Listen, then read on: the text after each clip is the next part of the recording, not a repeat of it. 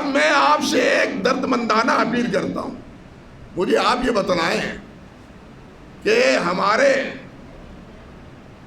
یہ قومی اسمبلی کے بجٹ کے سیکشن میں، وہ ہمارے وکیل صاحب بیٹھے ہیں، بجٹ کے سیکشن میں کیا جو نیا بل پاس ہوا ہے اس کی کوئی خبر اخبار پر، سرکاری میڈیا پر، خبروں میں کہیں پڑھا ہے آپ نے؟ اخباروں میں پڑھا ہے؟ بل پر آئی بات، یعنی بل کون ہے؟ یہ کون سا؟ یہ جو معیشت کے بارے میں آپ کا ہے، سالانہ خرچہ کیا ہوگا بجٹ کا، اس کے بارے میں اخبارات میں آتا رہا ہے۔ رد عمل بھی، تائید کرنے والے بھی، تردید کرنے والے بھی، چھوڑے اس بات کو، وہ جانے اور ان کا کام جانے۔ ملک پر اور قوم پر جو بوجھ ڈالا جا رہا ہے مسلسل، اللہ سبحانہ و تعالیٰ اس ظلم سے اس قوم کو بچائے اور ظالموں سے بھی بچائے، ظالموں سے بھی بچائے۔ دوسری بات جو اس میں ہوئی ہے، اس کی کسی کو بھنک پڑی ہے؟ نہیں پڑی۔ اس میں کیا ہوا ہے؟ اس میں ایک بل اور بھی پاس ہوا ہے، اور وہ بل کس نام سے پاس ہوا ہے؟ گھریلو تشدد بل۔ پتہ ہے آپ کو؟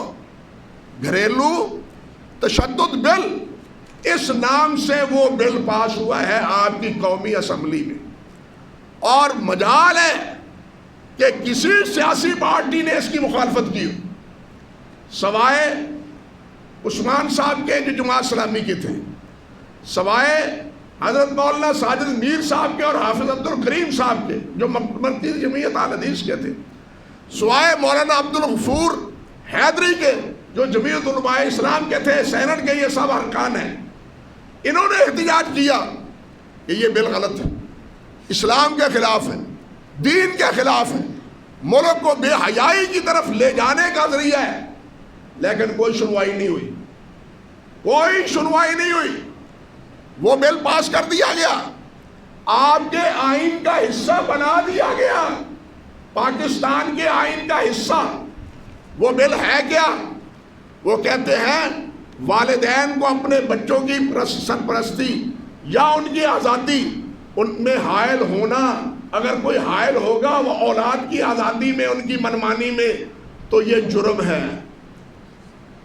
آپ اولاد کو نہیں روک سکتے، جو چاہتے ہیں وہ کریں۔ اولاد کے بارے میں ناگوار بات کرنا یا کسی شک کا اظہار کرنا جرم ہے۔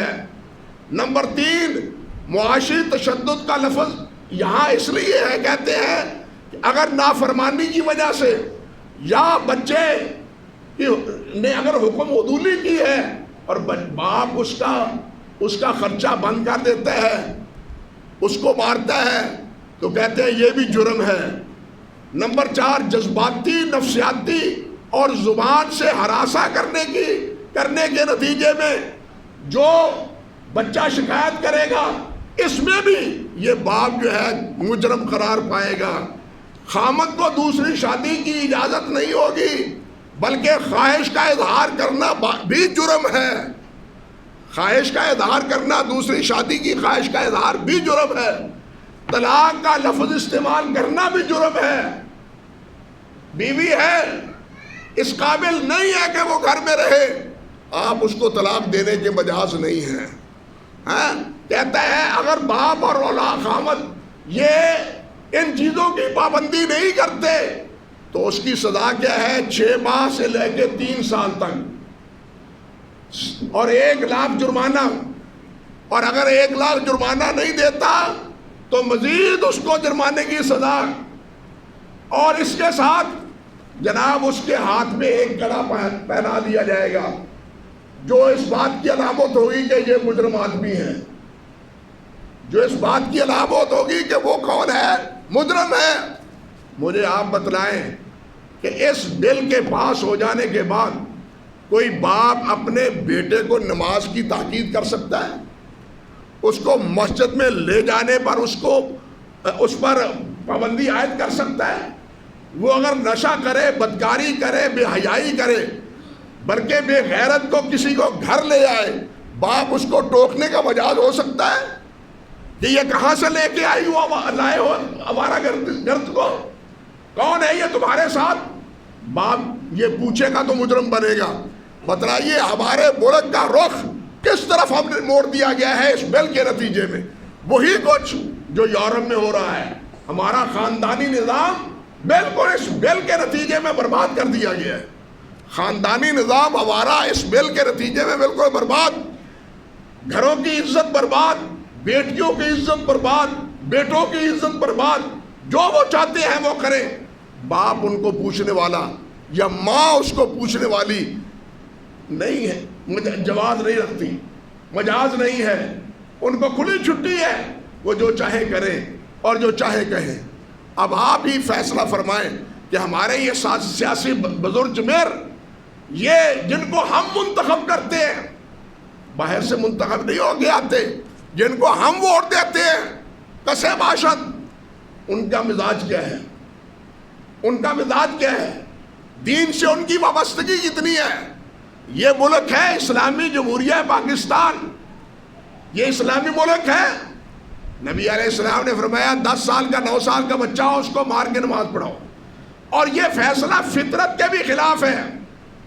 فطرت کے اس لیے مجھے آپ بتلائیں، کوئی چیز کاٹ چھانٹ کے بغیر وہ دیدہ زیب ہو سکتی ہے؟ کوئی چیز، وہ درخت ہو، وہ انگلی کا نگینہ ہو، وہ سونے کی انگوٹھی ہو، کوئی چیز تراش خراش کے بغیر وہ صحیح دیدہ زیب ہو سکتی نہیں۔ بیٹے کی بھی جس وقت تک تراش خراش نہ ہو، تربیت نہ ہو، پابندی نہ ہو، بیٹا بھی آوارگی کے پر پوزے نکالے گا، وہ دیکھنے کے قابل نہیں رہے گا۔ یہ ایک حقیقت ہے۔ گویا یہ بل جہاں اسلام کے خلاف ہے وہاں یہ فطرت کے بھی خلاف ہے، انسانی فطرت کے بھی منافی ہے، بلکہ فطرت عالم کے منافی ہے۔ اللہ نے فطرت بنائی ہے نا ہر چیز کی۔ بھائی کوئی بھی چیز ہے، یہ میز بنا ہے تراش خراش کے بعد بنا ہے، کوئی چیز بنی ہے تو وہ تراشنے کے بعد، ٹکڑے کرنے کے بعد، اس کو سیدھا کرنے کے بعد پھر اس کا وجود آتا ہے۔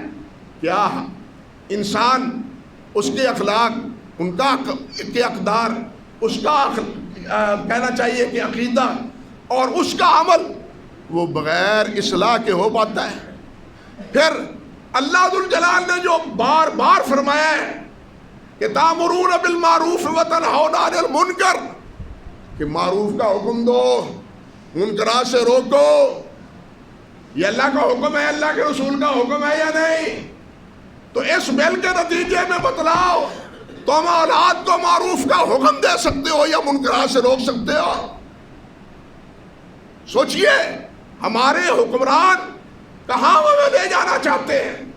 یہی بات تو میں مسلسل پہلے بھی کئی بار کہی ہے کہ یہ حکومت یہی نہیں کوئی اور بھی ہوتی، وہ ہماری نہیں ہے، یہ اوپر سے ٹھونسی ہوئی حکومت ہے۔ اور جو ان کے ولی نعمت کہتے ہیں کہ یہ کرو، یہ بل پاس کرو، یہ قانون بناؤ، یہ بیچارے کرتے ہیں۔